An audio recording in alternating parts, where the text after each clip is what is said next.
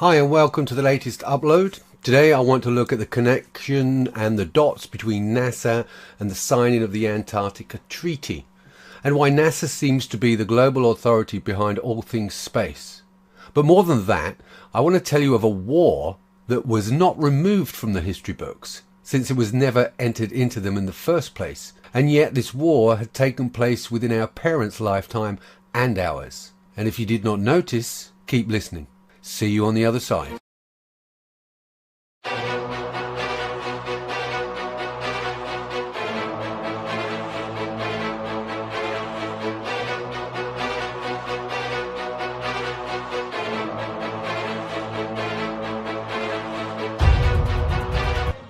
I'd like to start this episode with a quote from Albert Einstein.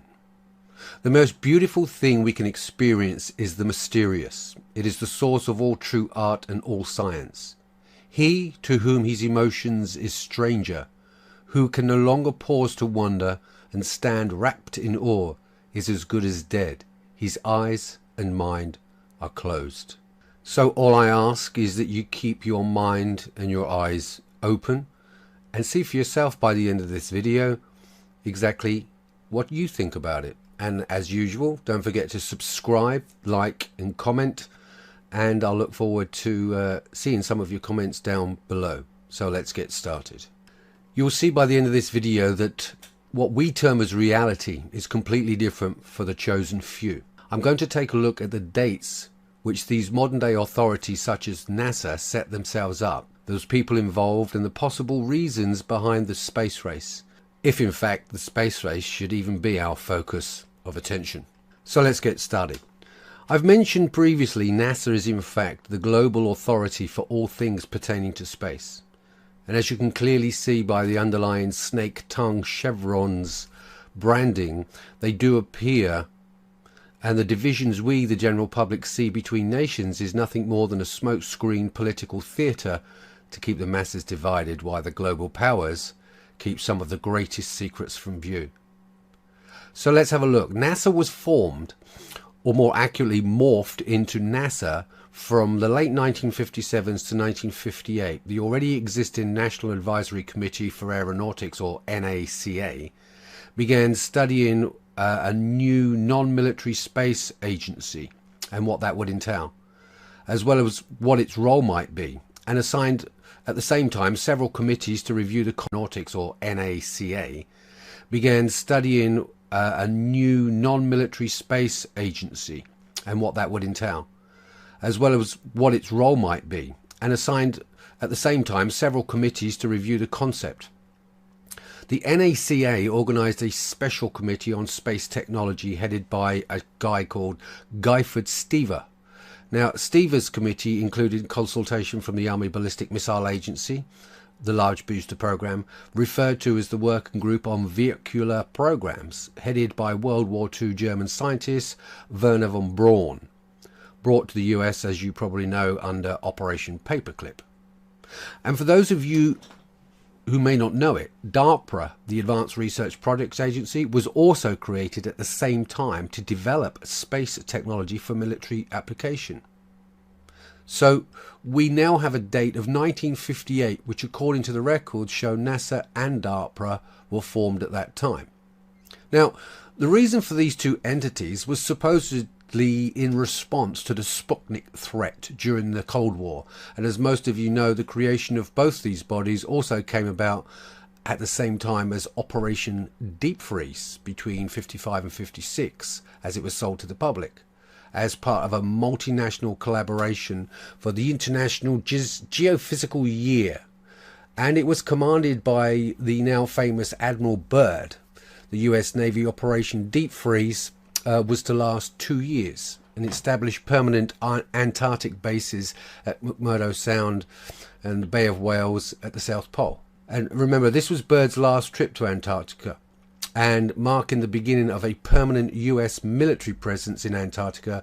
And Byrd spent only a week in Antarctica on that particular trip and started his return to the United States. Byrd spent only a week in Antarctica on that particular trip and started his return to the United States on February 3rd, 1956. Now, the reasons for me giving you this information on Admiral Byrd will become apparent as we go along. But let us jump back a little to the end of the Second World War, and this is where it gets really interesting, which may help us to get a slightly different perspective on why NASA and DARPA were created. So, my research indicates that it could have been in response to events that you're already familiar with, but you might not have connected the dots.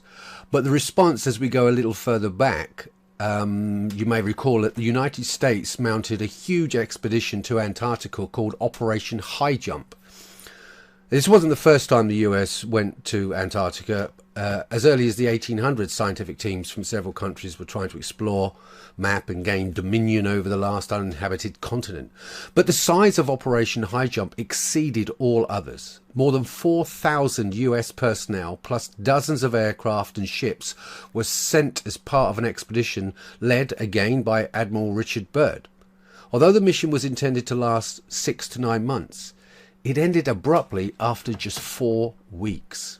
Now, many still believe it ended because the contingent, everybody was being constantly bombarded by artillery, and the men sustained heavy casualties. Byrd was quoted in the Chilean press saying that they were met by a new enemy that could fly from pole to pole at incredible speeds.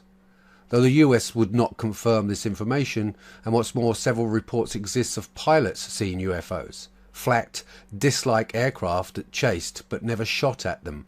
They also reported balls of light that followed their planes. The pilots called them Foo Fighters, and these UFOs were supposedly able to shut down their planes' bombing capabilities. A place called New Schwabenland, the secret Nazi base built in the 1930s, and it was bragged about by the German Grand Admiral Karl Dönitz in 1943. Did all the brilliant but twisted scientists involved in the Nazi atrocities really hunker down in the frozen desolation of the South Pole and continue inventing new weapons unseen by the world? We may never know. Or to make contact with extraterrestrials who shared their advanced technology? These are some of the speculative questions that have been asked down the decades. They're not necessarily my opinions. But the official story from the United States regarding Operation High Jump is that only one plane crashed, killing 3 pilots. And it's true the Nazis did mount their own expedition to Antarctica in around 1938, though they didn't take enough personnel to build much of anything, let alone a technologically advanced base capable of creating UFOs. But then, of course, the historical evidence, or should I say statements, would state that the Germans, did not have the resources to build such weapons, let alone flying saucers. But I'm of the opinion that they did not need to take all the resources with them, since on previous expeditions, long before the war that had been established, the Second World War, there were advanced resources in the area, possibly from a frozen civilization that could be easily taken for alien technology. But I'm reminded of the saying that any race with sufficient technological advances would seem magic or alien. So we have the mainstream media of the time saying we're in a Cold War, which I find slightly ironic, considering we're talking about Antarctica. The formation of both NASA and DARPA were in response to the Sputnik threat, according to the press of the day. But then, on the other hand, you have the reports from Antarctica about being attacked by craft, according to Admiral Byrd, which again, he stated that can fly from pole to pole at incredible speeds. So, given mainstream media, for all intents and purposes, is a mouthpiece for the establishment of public opinion rather than reporting of news, it seems fair to assume that the latter is more likely a response to a global threat previously unknown, i.e. Operation High Jump. So, keep this in mind as we take a look at the signing of the Antarctica Treaty and when and who were the original signatures on the bottom of that treaty. The main treaty was opened for signature on December 1st, 1959, entered into force the following year. The original people that signed it were the 12 countries active in Antarctica during 1957 and 1958. The 12 countries that had significant interest in Antarctica at the time were Argentina, Australia, Belgium, Chile, France, Japan, New Zealand, Norway, South Africa, the Soviet Union and the United Kingdom, and obviously the United States. Now, considering at the time the United States was in the middle of a Cold War with the Soviet Union, but they were really pally-pally with them down in the South Pole, and sat around a table and signed a treaty. There's a bit of a duality of reality going on down there, if you ask me. Let's just quickly jump back to those dates again, because they do bear an important part of this. 1947, Admiral Richard Byrd led 4,000 military troops from the US, Britain and Australia in an invasion of Antarctica called Operation High Jump. An expedition. And that fact is undeniable. But the part of the story that is seldom told, at least in official circles, is that Byrd and his forces encountered heavy resistance to their Antarctic venture from flying saucers and had to call off the expedition/invasion. So that was 1947. 1955 to 56, Operation Deep Freeze, again with Admiral Byrd. 1956 to 58, NASA and DARPA formed. 1958 to 61, Antarctica Treaty signed by those countries initially and has now expanded to 53 countries over the globe. But of the original 12, you will note they were all allies against the Germans, and all of them had lost troops back in 47 as part of the expedition called Operation High Jump. Now, for the doubters amongst you, and I don't understand why you would be on my channel if you were, but on the 5th of March 1947, so that's 1947 again, I wonder if you can remember what else happened famously now in the annals of history in 1947. But on the 5th of March in 1947, the El Mercurio newspaper of Santiago, Chile, had a headline article, "On Board Mount Olympus on the High Seas," which quoted Admiral Byrd in an interview with Lee Venata. Admiral Byrd declared today that it was imperative for the United States to initiate immediate defense measures against hostile regions. Furthermore, Byrd stated that he didn't want to frighten anyone unduly, but that it was in a bitter reality that in case of a new war in the continental United States would be attacked by flying objects which could fly from pole to pole at incredible speeds.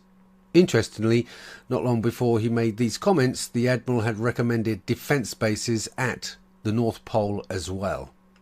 And these were not isolated remarks. Admiral Byrd later repeated each of these points of view, resulting from what he described as his personal knowledge, gathered both at the North and South Poles, before a news conference held for the International News.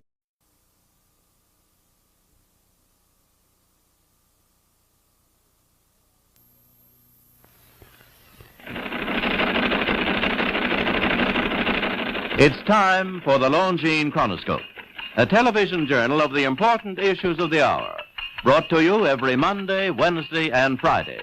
A presentation of the Longines Whitnor Watch Company, maker of Longines, the world's most honored watch, and Whitnor, distinguished companion to the world-honored Longines. Good evening, this is Frank Knight. May I introduce our co-editors for this edition of the Longines Chronoscope? Larry Lasser, CBS News correspondent, and Kenneth Crawford, National Affairs Editor of Newsweek magazine. Our very distinguished guest for this evening is Admiral Richard E. Byrd. The North Pole used to be a no-man's land, but these are the days when, by buying a ticket on a commercial airliner, you can fly across the North Pole and drink a cocktail at the same time. You know, only 60 or more years ago, about 35 years ago, our guest tonight found out whether there was any land north of the North American continent. He made that first discovery flight, and I must say that Admiral Byrd, our guest tonight, is not only our greatest living explorer, but he's been an inspiration to countless Americans. Admiral Byrd, you've been to both the North Pole and the South Pole. Is there any unexplored land left on this earth that might appeal to adventurous young Americans? Yes, there is. And not up around the North Pole, because it's getting crowded up there now, because they find out it's really usable, not only to live in, but militarily. But strangely enough, there's left in the world today an area as big as the United States that's never been seen by a human being. And that's beyond the pole on the other side of the South Pole from Middle America. And I think it's quite astonishing. that there should be an area as big as that unexplored. That's a tremendous So challenge. there's a lot of adventure left down at the bottom of the world. Admiral, do you hope to see that? I do. Well, Admiral, Yeah. would you say that since you've been to both the extremities of Earth, are these expeditions to such far-off places, are they getting easier because of modern techniques, or is danger still close at hand?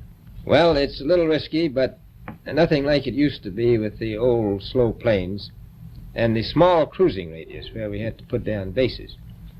We replaced the dog teams, and of course that was a big improvement. But now the planes go much faster and they are safer and they have a much bigger cruising radius. You haven't got the danger of a terribly heavy load. Admiral, an expedition to which I believe you're the advisor is now en route. What is that expedition doing? Well, that's the icebreaker Atka, and it's a reconnaissance expedition. It's going down to the South Pole area to make certain observations and to look for some bases. They will be back in April, and they will report back, and upon the information we get from that undertaking, we will base the bigger expedition that's to follow. Is that very definitely planned, or is that... That is being planned right now. So I'm willing to say to you that there will be a number of expeditions that will follow, I think, year after year, at the bottom of the world, because the government has really become interested. Well, Admiral Byrd, I can understand, I think everybody can, the interest in the North Pole because it's so near our greatest challenger, Soviet Russia, but why this interest in the bottom of the world? Nobody living down there, is there? No, it's pretty cold. There's only one permanent resident, that's the emperor penguin. The little ones live further north. I tell you one reason they're interested. It's by far the most valuable, important place left in the world for science. That's why the scientific groups all over the nation are really interested. But more important than that, it has to do with the future of the nation, those to come after us, or even during your lifetime. Because it happens to be an untouched reservoir of natural resources. And, you know, as the world shrinks with an ever-increasing acceleration, far-flung places, once useless, like we thought the North Pole was, and no man's land, become very useful. The bottom of the world will be important, not only to us, but to our allies.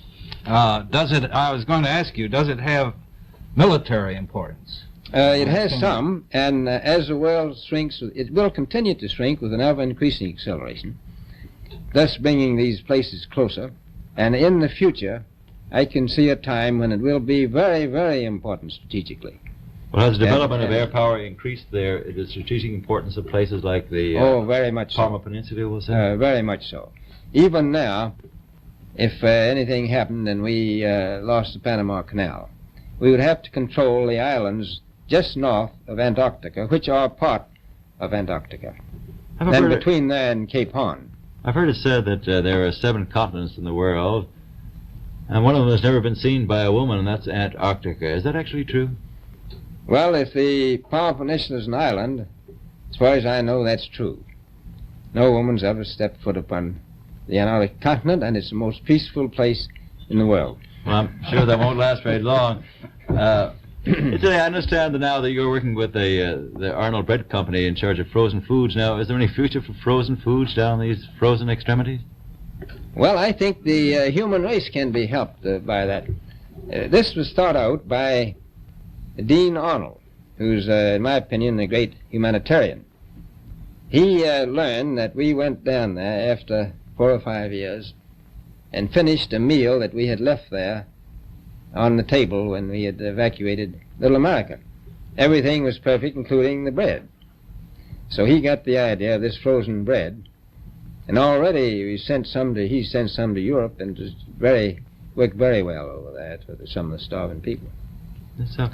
So you can store it down to the Antarctic, and against the lean years, and you wouldn't have any people in the world really starving if you did that. Yes, in the event of an atomic war... You'd stay there forever. Admiral, you speak of the resources of Antarctica. What are they? What are the natural resources there? Well, we've found enough of coal within 180 miles of the South Pole in a great ridge of mountains. It's not covered with snow, enough to supply the whole world for quite a while. Well, that's the coal. Now, there's evidence of many other minerals. We are pretty sure there's oil. Now, that coal shows the bottom of the world. Now, by far the coldest spot in the world. Where that coal is gets 100 below zero in the winter. well, It was once tropical. So we think there's oil there, and there's evidence, probably uranium there. is it any secret? Is there uranium there? That would be the only thing that would be practical to actually go after, I suppose. Everything else would be economically unfeasible, wouldn't it? Well, as we recklessly expend our resources, the time will come when we'll have to go after that stuff down there. Well, You know, I avoided what you said about uranium. I'm not sure about that. I don't want to have the world fight over the Antarctic. Admiral, is there a competition among other nations to try to get information about Antarctica and possibly to secure some of these resources? Well, yes. There are now 7 nations very much interested. Russia is interested tremendously. That I'm sure of. Australia has an expedition down there. The Argentine, the Chile, New Zealand, Britain, and so on. Now, you can understand those people down there being interested because they live down there. The New Zealanders, the Argentinians, the Chileans, and the Australians. And so we don't do much about claiming anything. Admiral, you make Do this we sound a little crowded. Are there that many expeditions now there or en route there?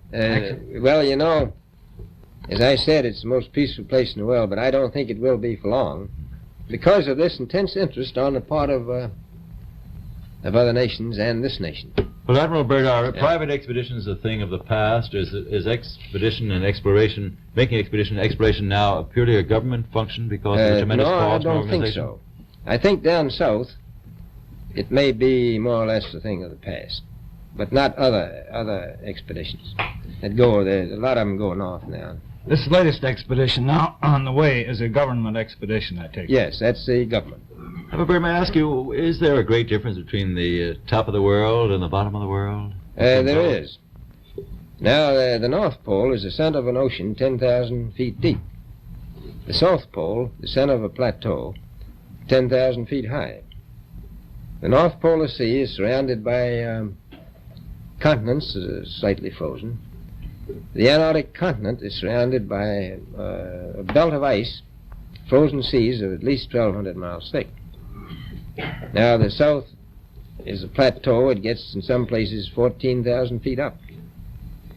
I've been over areas about 13,000, and it's a little bit chilly up there. So there's that big difference between the top and bottom of the world. The North really isn't very cold up there on the Arctic Ocean. Not compared to the South. Admiral Byrd, we often hear it said that our young Americans now aren't as hardy as their forefathers. Do you think that Americans do measure up to the standards, the physical standards and morale standards of the past? I do. I don't believe that. I think they're just as hardy. Well, what would you say was the most valuable factor on an expedition? Is it morale, or physical courage, or is it sheer equipment? Well, I've always thought that loyalty was by far the most important trait. The British told me that when I first went down in 28, that I couldn't possibly get through the winter night without a mutiny if I took more than 20 men. But to serve science, I had to take 42 men. Then I took 56 the next time, and so on. So, and I did find that loyalty was the most important thing during the winter night when it's very hard on your nerves. I think that's best trait. Well, that's a very valuable characteristic at any time. Well, thank you very much, Admiral Byrd. It's been a great pleasure to have you here tonight. It's a pleasure to be with you. Yeah. The opinions expressed on the Longines Chronoscope were those of the speakers. The editorial board for this edition of the Longines Chronoscope was Larry Lasser, and Kenneth Crawford. Our distinguished guest was Admiral Richard E. Byrd. A Longines watch makes the most perfect Christmas gift. It has beauty, elegance, and enduring quality, and a universal reputation as just about the finest of the world's watches. Now, actually, barring accident or abuse, the Longines watch that you give this Christmas will be better than new after 5 or even 10 years of daily use. Time holds no terrors for a Longines. The exquisitely finished watch movement defies normal wear and friction, achieves unsurpassed timekeeping accuracy and reliability. Thus does Longines inner quality match Longines outer elegance. Among the finest watches of the world, only Longines watches have won 10 World's Fair grand prizes, 28 gold medals, highest honors for accuracy in fields of precise timing. Cased in precious metals, styled in the best of good taste, a Longines watch is a joy to own, an enduring symbol of your affection, the perfect Christmas gift. Yet, you may buy and proudly give a Longines watch this Christmas for as little as $71.50. Visit your Longines Whitnor Jeweler Agency and make your selection. Longines, the world's most honored watch, the world's most honored Christmas gift. Premier product of the Longines Whitnor Watch Company. Since 1866, maker of watches of the highest character.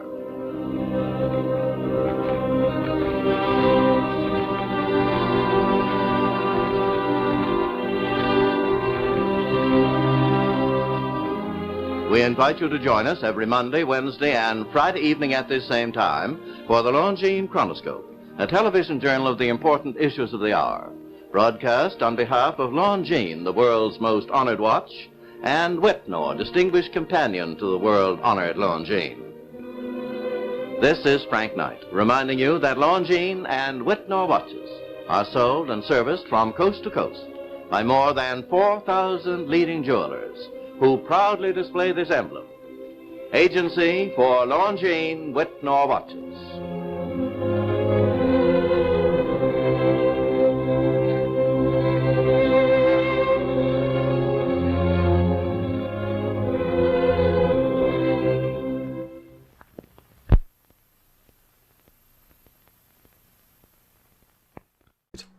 Now, of course, we can't mention 1947 and Operation High Jump without taking note of the year. And of course, the Roswell incident had been in the news in the past summer, but had been officially explained and hushed up by the authorities by the time Operation High Jump had actually begun. But it seems a bit coincidental that Operation High Jump and the Roswell incident, describing a craft that could travel of incredible speeds, may well have come from the same base, the same source. Well, but I'll get to that a little bit later. I've located an old piece of video footage here of the scripted interview just before the start of Operation High Jump, and I do mean scripted. Note the reasons, yet all of the craft and the personnel were military. Personally, they needed the public reason to send so many troops and so much equipment to the South Pole, and this public exhibition was the only way they could hide the fact that it was a military operation that sought to remove an unknown threat which had advanced technology spilling over from the Second World War. I'm not going to include the whole video, just a few clips so you can understand the scale and how scripted it certainly was. Thumbs up to this gentleman.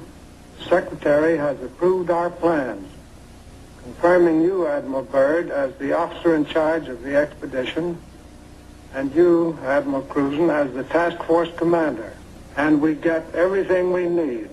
That makes Operation High Jump the greatest polar expedition in history. Admiral, time is going to be our greatest handicap. By the time we get through this very difficult ice pack, the summer will have ended and the fall will have set in. Never before has anyone attempted to take a fleet of thin-skinned steel ships through 300 miles or more of crushing ice pack. I have great faith in your skill, courage, and determination. And now, gentlemen. Admiral Nimitz reviews the operations plan. The expedition will comprise 3 groups: a central land plane group to explore the interior from Little America, and 2 seaplane groups, the eastern to map that half of the continental shoreline, and the western to map the opposite coast of Antarctica.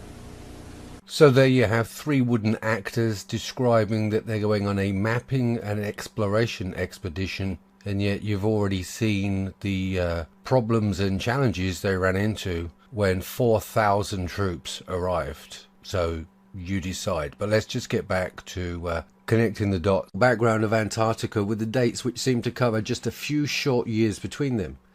And it seems to me that Operation Paperclip was not so much the Allies removing the brains from the Nazis' technology programs, but those brains, as it were, von Braun and his associates in the German science division, they simply didn't agree with Hitler's view of what the world should be like and how to get there.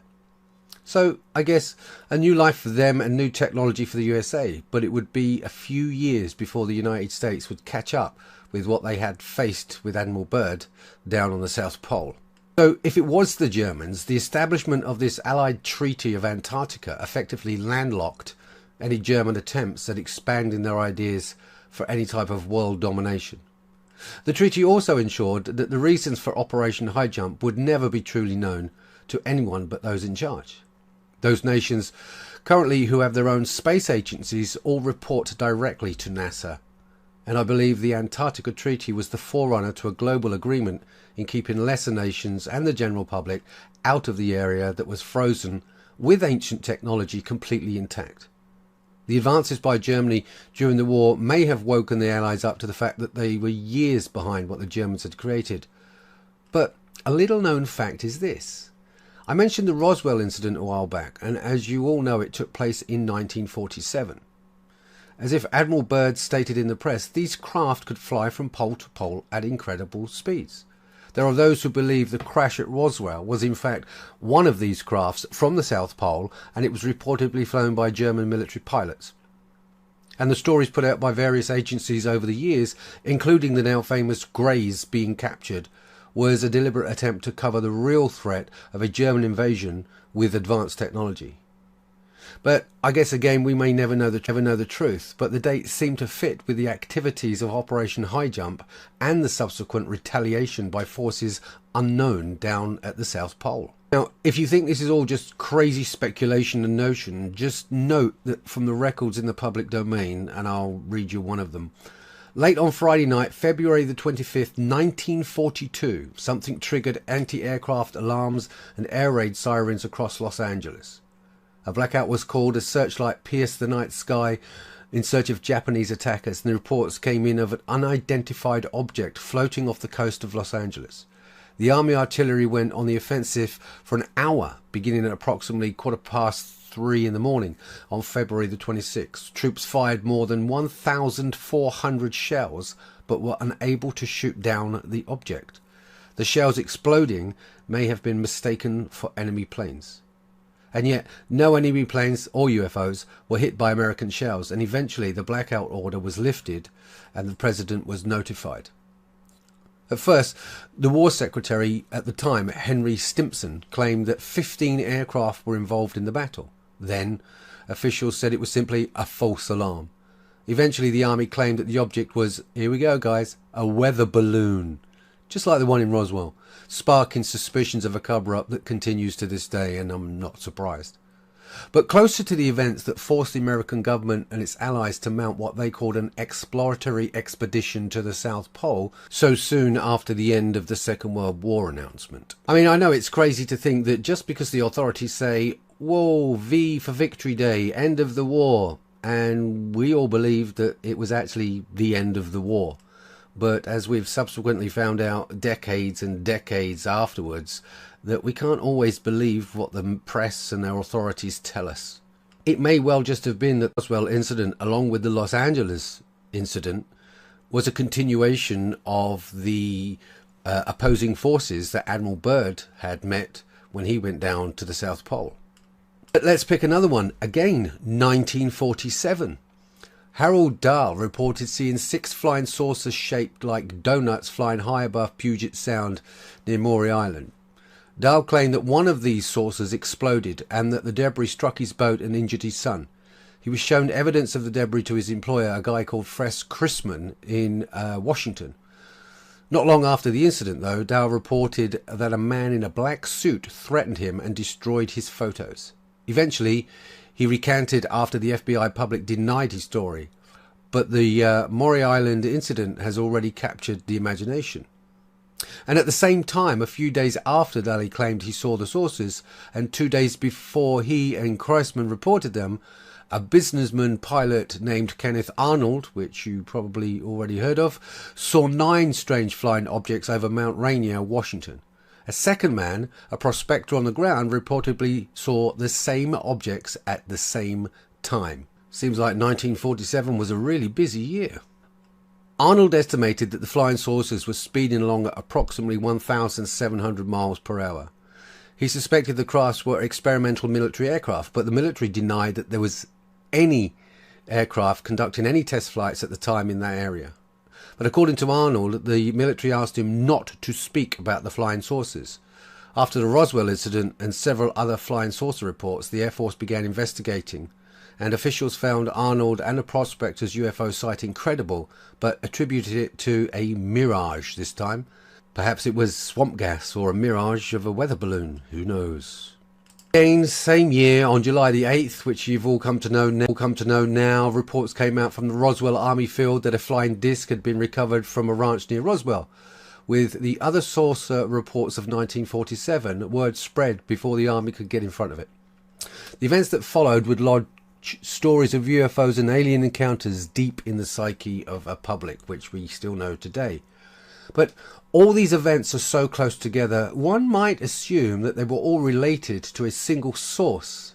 And when we also take note that the source was based where the American naval fleet were now headed, to the biggest manned expedition, which, remember, lasted far shorter of the planned time frame due to them getting their asses kicked, with what was described as the same craft as seen and captured just 2 months before at Roswell. I mean, any person with any credibility, it does sound like a secret war was being played out, but obviously that's just my speculation. But given these incidents, there seems to be an awful lot of activity just at the end of the war. Let me rephrase that. Just at the end of when the media told us the war had actually ended.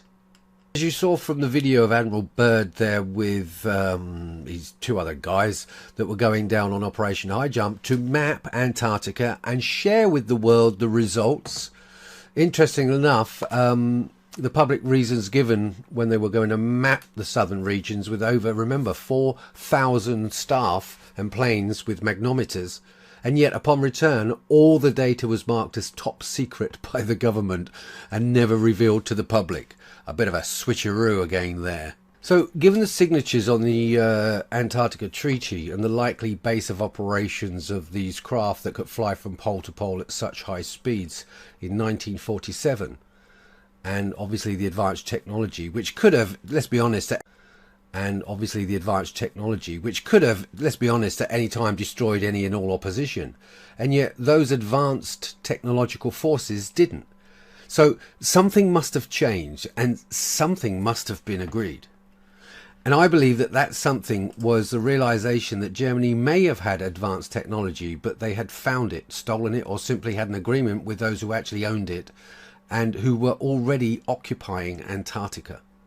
I also suspect that the advanced race that remained in Antarctica to this day sent warning craft to the largest military power on Earth, the United States, and basically said, keep off our land and we will leave you alone. They may have even shared technology, but one thing is clear. All the signatures on the treaty have the same branding as NASA within their own Space Administration logos.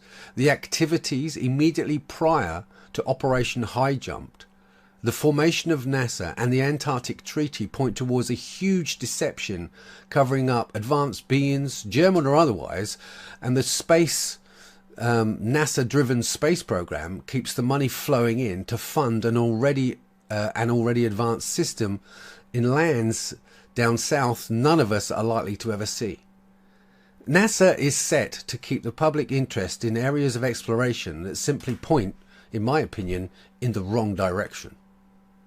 To me, NASA is the public face of the wizard hiding behind the curtain. But more than that, it's the theatre of the mind that's been playing out since those secret war battles of the 1940s or late 1940s the government have been calling weather balloons. The amount of money required to perpetuate the NASA-driven space program is in epic proportions, and yet all we see are images personally my mobile phone could do better with. So I'll leave you with my final based on nothing more than circumstantial evidence and my own imagination. But in a nutshell, NASA collects the funds not for a space race but for something much larger. A second civilization based right here on planet Earth, populated by some of the world's greatest minds, using all the advanced technology agreed within the real Antarctica Treaty, and maybe even pre-mud flood ancestors who escaped this to a safe haven, or maybe they were there in the first place and even invited by the dwellers within Antarctica. There lies in Antarctica, I believe, an Elysium, a Shangri-La that us mere mortals are not invited to be part of, reserved only for the selected few.